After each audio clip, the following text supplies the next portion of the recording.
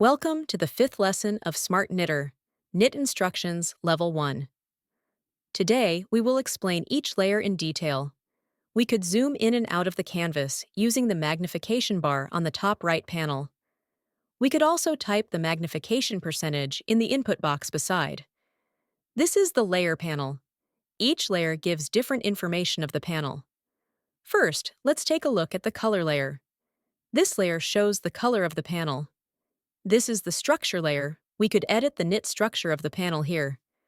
We could select different stitches from the structure panel and use them with the pen tool on the right to edit. This is the simulation layer. This shows the 2D simulation of the panel. Structure panel is also available on the right for edit. This is the zone layer. This divides the panel into different zones. For example, revel course, sweep, body, etc. Each zone can have different settings for jacquard, intarsia, feeder, etc. For example, since the shoulders are knitted using different feeder, they are marked with different zones. Left shoulder is marked with Zone 2 and Color 1, while right shoulder and body is marked with Zone 1 and Color 1. This is the feeder setting panel. We will go through the details in later courses. Next, let's look at the tension layer. Let's pull up the tension setting. Top toolbar. Knit tools. Machine and cast on off setting. MC setting.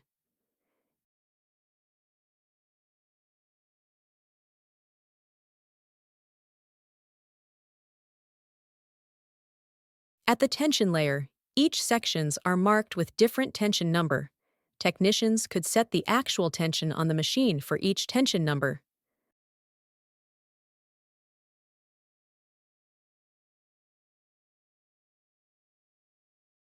For example, if we would like to have some full needle stitch in the middle of the panel, we could change the tension number for this section, as the tension should be looser for full needle.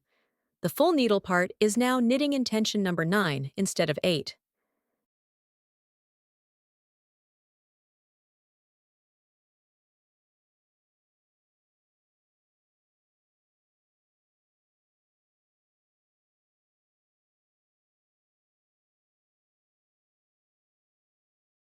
Next, let's look at the protect layer. Area in dark gray is the protected area. This usually includes panel edges, narrowing, widening, cast off, on, sweep, etc. These areas are marked so that they could be excluded from functions like flood fill and replace. We could add, erase protected area using color 1, color 0.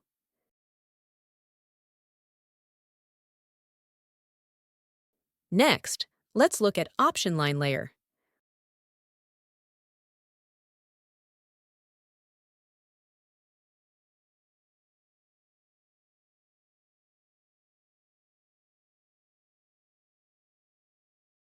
Let's refer to the tension setting again.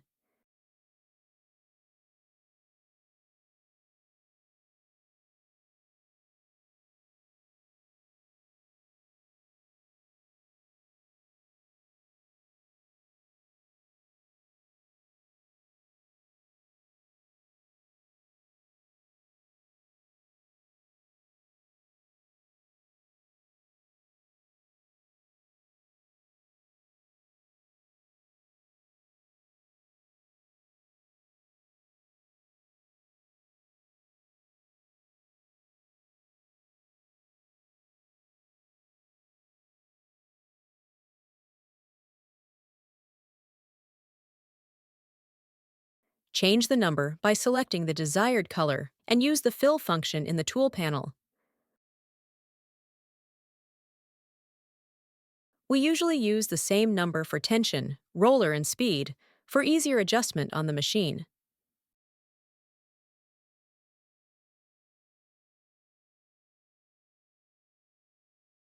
Next, let's look at racking direction, racking distance, and rib gating. These three works in combinations. For racking direction, color 0 is to the right, color 1 or above is to the left. For rib gating, color 0 is to the interlock gating, color 1 or above is rib gating.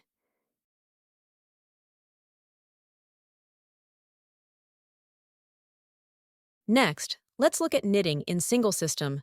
For the rows that is marked with 1 in the single system column, it is knitting using only one system.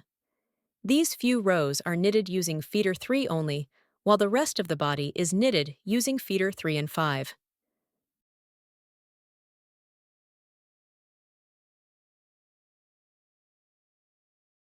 Next, let's look at repeat setting. Repeat should only be set on even numbers of row to make sure the feeder goes back to the original position after repeats. The repeat number should not be used repeatedly as well. The number of repeats could be set in Knit Tools Translation Setting, See Setting tab. Repeat number 2 is set to repeat for 20 times, which means sections that are marked with repeat number 2 shall be knitted for 20 times.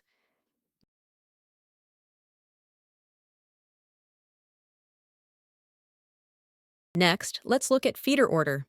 This is used to control the order of feeders, where multiple feeders are used in the same row. We have feeder order combination 1 and feeder order combination 2 set near the shoulder for better comparison. The actual order of each combination is set in the Jacquard tab in the Translation Setting window. Feeder order 1 uses feeders in the order of 3, 4, 5, 6. Feeder order 2 uses feeders in the order of 4, 3, 6, 5.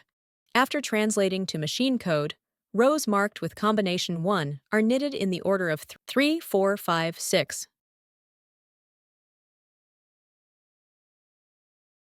Rows marked with combination 2 are knitted in the order of 4, 3, 6, 5. This marks the end of this tutorial. Thank you for watching.